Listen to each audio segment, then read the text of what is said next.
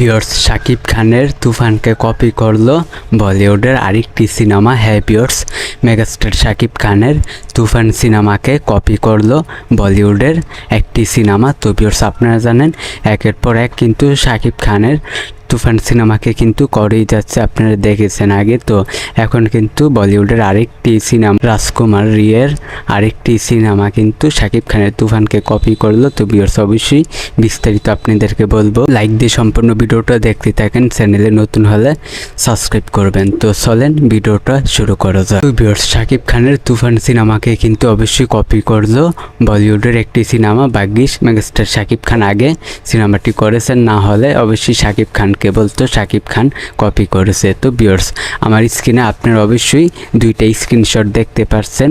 তো এখানে কিন্তু একদিকে শাকিব খানের তুফানের স্ক্রিনশট, তো অন্যদিকে কিন্তু অবশ্যই রাজকুমার রিয়ের স্ক্রিনশট। রাজকুমার রিয়ের মালিক সিনেমা। হ্যাঁ ভিউয়ার্স, মালিক সিনেমা কিন্তু অবশ্যই শাকিব খানের তুফানকে কপি করেছে।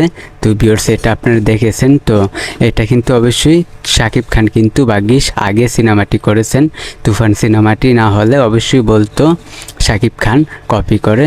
তো শাকিব খান কিন্তু তুফান সিনেমাটি আগে করেছে, এই কারণে কিন্তু কেউ বলতে পারতেছে না। তো বাংলা সিনেমাকে এখন অবশ্যই হিন্দি বলিউডের সিনেমাগুলো কপি করে। তো ভিউয়ার্স, অবশ্যই এই বিষয়টা আমি আপনাদেরকে জানিয়ে দিলাম। আপনাদের কোনো মন্তব্য থাকলে অবশ্যই কমেন্ট বক্সে বলবেন। তো ভিউয়ার্স, আজকের ভিডিও পর্যন্ত, পরের ভিডিওর জন্য সবাই অপেক্ষা করতে থাকেন, আর চ্যানেলে নতুন হলে সাবস্ক্রাইব করবেন।